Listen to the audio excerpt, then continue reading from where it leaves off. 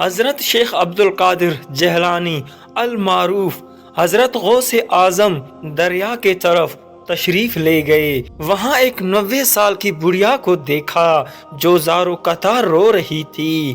مرید نے آپ کے بارگاہ میں عرض کیا کہ مرشد، اس ضعیفہ کا اکلوتا روبرو بیٹھا تھا، بیچاری نے اس کی شادی رچائی، دلہا نکاح کر کے دلہن کو اسی دریا میں کشتی کے ذریعے اپنے گھر لا رہا تھا کہ کشتی الٹ گئی اور دلہا دلہن سمیت ساری بارات ڈوب گئی۔ آج اس واقعے کو 12 سال ہو چکے ہیں، مگر ماں کا جگر ہے، بیچاری کا غم جاتا نہیں ہے۔ یہ روزانہ دریا پہ آتی ہے اور بارات کو نہ پا کر رو دھو کر چلی جاتی ہے۔ حضرت غوث اعظم رحمت اللہ علیہ کو اس ضعیفہ پر بہت ترس آیا۔ آپ نے اللہ تعالیٰ کے بارگاہ میں ہاتھ اٹھائے، چند منٹ تک کچھ ظہور نہ ہوا، یعنی کوئی کشتی، کوئی سواری یا کوئی ڈوبا ہوا شخص نمودار نہ ہوا، تو آپ بےتاب ہو کر بارگاہ الہی میں عرض گزار ہوئے، اے مالک و مولا، اس قدر تاخیر کی کیا وجہ ہے؟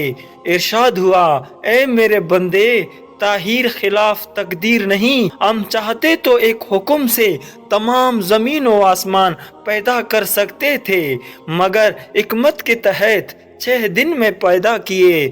بارات کو ڈوبے ہوئے 12 سال ہو چکے ہیں، نہ کشتی باقی رہی نہ کوئی اس کی سواری، انسانوں کا گوشت دریائی جانور بھی کھا چکے ہیں، ذرہ ذرہ کو اجزائی جسم میں اکٹھا کروا کر دوبارہ زندگی کے مرحلے میں داخل کر دیا ہے۔ اب ان کی آمد کا وقت ہے۔ یہ کلام ابتدا تک نہ پہنچا تھا کہ وہ کشتی اپنے تمام تر ساز و سامان کے ساتھ بما دلہا دلہن اور باراتی صدا آ پر نمودار ہو گئی اور چند ہی لمحوں میں کنارے آ لگی۔ تمام باراتی شیخ عبد القادر جیلانی رحمت اللہ علیہ سے دعائیں لے کر خوشی خوشی اپنے گھر پہنچے۔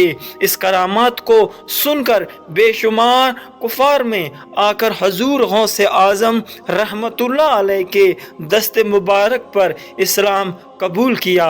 شیخ عبد القادر جیلانی رحمت اللہ علیہ کی یہ کرامات اس قدر تواتر کے ساتھ بیان کی گئی ہے کہ صدیاں گزر جانے کے باوجود برصغیر پاک و ہند کے کوشے کوشے میں اس کی گونج سنائی دیتی ہے۔ اللہ تعالیٰ کی بارگاہ میں دعا ہے کہ اللہ تعالیٰ غوث اعظم کے درجات کو بلند فرمائے اور اولیاء کرام کا ادب و احترام کرنے کا توفیق عطا فرمائے اور ان کے نقش قدم پر چلنے کی توفیق عطا فرمائے، آمین یا رب العالمین۔